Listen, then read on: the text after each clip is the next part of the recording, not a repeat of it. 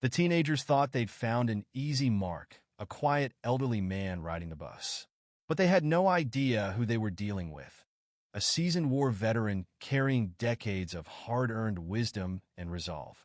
It was a typical afternoon as the crowded bus rumbled toward the heart of Chicago. Passengers sat shoulder to shoulder, tired from their long day. The faint scent of coffee mixed with the metallic tang of the bus interior, while the occasional jerk of the brakes punctuated the hum of conversation. Near the middle of the bus, an older man settled into his seat. His wiry hands gripped a sturdy wooden cane, its polished surface glinting faintly under the overhead lights. His neatly pressed shirt and unassuming trousers suggested a man of simplicity, yet his upright posture and sharp eyes hinted at a life of resilience. To most, he was invisible, just another commuter blending into the background. That is, until three teenagers boarded at the next stop. They burst onto the bus with the loud energy of restless youth. One wore a green hoodie, another sported a baseball cap turned sideways, and the third, a wiry boy with a mop of curly hair, carried an oversized backpack. Their laughter was boisterous, their voices commanding attention. The boy in the green hoodie, clearly the ringleader, scanned the bus like a hawk searching for prey. His eyes landed on the old man. "Hey, check him out," Green Hoodie murmured to his friends, a sly grin spreading across his face. The others followed his gaze, smirking as they nodded in agreement. The man remained still, staring out the window at the blur of storefronts and passing cars. His grip on the cane was steady, his face impassive. But the teenagers weren't interested in silence. They wanted a reaction. "Yo, Grandpa," Green Hoodie called out, his voice cutting through the low murmur of the bus. "You forget your walker at home, or something?" Several passengers turned to look, their faces a mixture of unease and curiosity. Some shifted in their seats, clearly uncomfortable, but no one intervened. The old man didn't flinch, his gaze fixed on the street outside. He looked as though he hadn't heard. Undeterred, the teenagers continued their taunts. "Bet you need someone to carry you off this bus," another said, earning a round of snickers from his companions. The man finally moved just slightly, his head tilted a fraction, his eyes flicking toward the boys before returning to the window. The movement was so subtle it could have been missed, but Green Hoodie caught it. Emboldened, he stood up and swaggered toward the man. "You deaf or something, old man?" Green Hoodie sneered. "Come on, say something. Don't just sit there like a statue." The bus jolted as it hit a pothole, momentarily silencing the chatter. Then, as if emerging from a deep well of patience, the man turned his head slowly. His dark, steady eyes locked onto the boy, and for the first time he spoke. "Do you know what respect is?" he asked, his voice low and calm, yet it carried through the bus like a ripple across water. The boy hesitated, caught off guard by the question. His friends snickered nervously, but even they seemed unsure now. Green Hoodie recovered quickly, his bravado returning. "Respect? Yeah, I respect people who earn it," he shot back. "And you don't look like much to me." The old man's expression didn't change. "Respect isn't given because someone demands it," he said, his voice unshaken. "It's earned when you show it to others first." For a moment, the boy was silent, the weight of the words settling in the air. But pride wouldn't let him back down. "What, you some kind of philosopher now?" he scoffed, leaning closer. "Let me guess, you're going to give me some lecture about life." The man leaned back slightly, his grip tightening on the cane. "Not a lecture," he said, his tone sharper now. "A lesson." The bus seemed to hold its breath. Even the hum of the engine seemed quieter as every passenger leaned in, unwilling to miss what would happen next. Green Hoodie's smirk faltered, but he covered it with a laugh. "A lesson?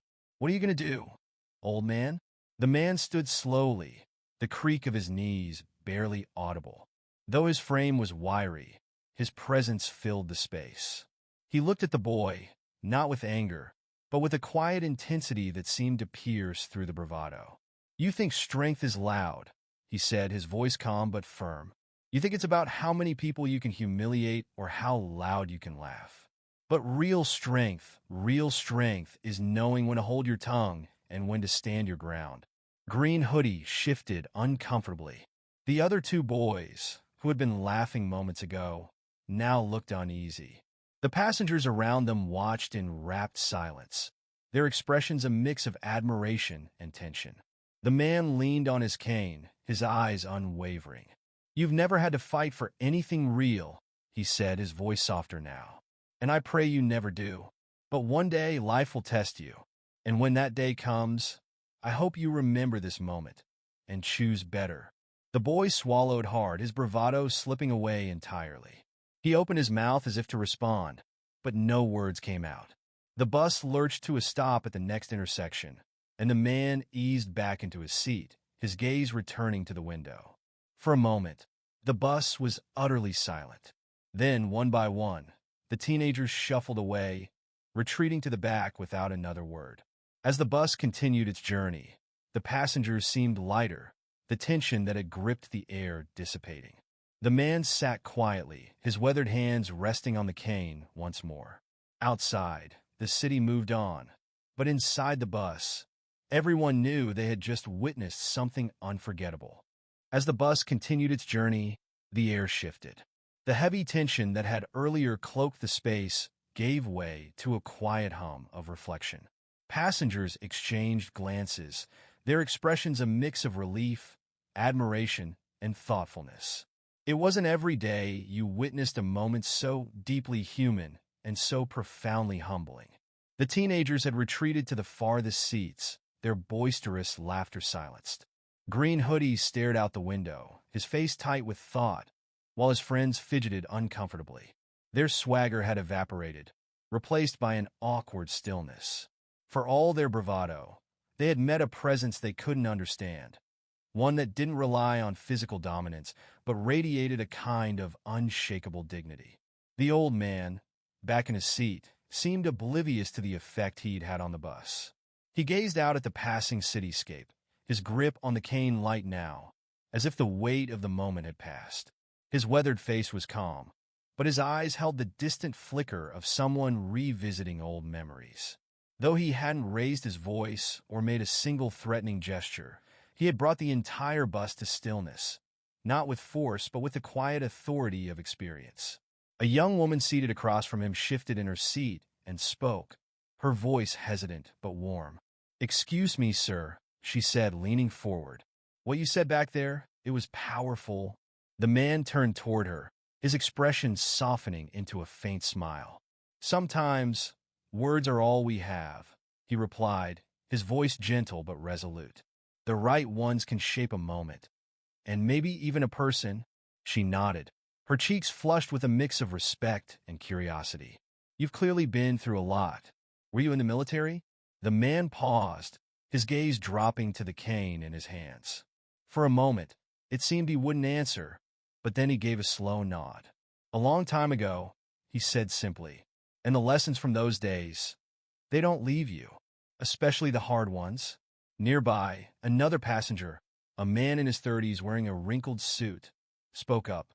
"It's rare to see someone handle a situation like that without losing their cool," he said. "Most people would have just gotten angry or tried to fight back."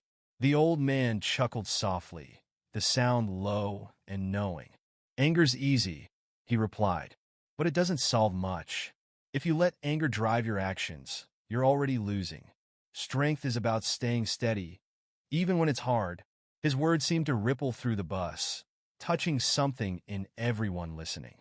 The passengers, who minutes ago had been strangers, now felt like participants in something bigger, a shared moment of clarity. They exchanged small smiles and nods, a silent acknowledgement of the wisdom they had just witnessed. At the back of the bus, Green Hoodie glanced toward the old man. His bravado was gone, replaced by an expression that was almost contemplative. After a moment's hesitation, he stood and made his way toward the front. His friends whispered urgently for him to stay put, but he ignored them. Stopping a few feet away from the old man, the boy shuffled awkwardly, his hands jammed into his hoodie pockets. "Hey," he said, his voice quieter now, almost sheepish. I didn't mean any disrespect. I was just messing around." The man looked up, his eyes calm but piercing. "It's not me you need to apologize to," he said evenly. "It's yourself.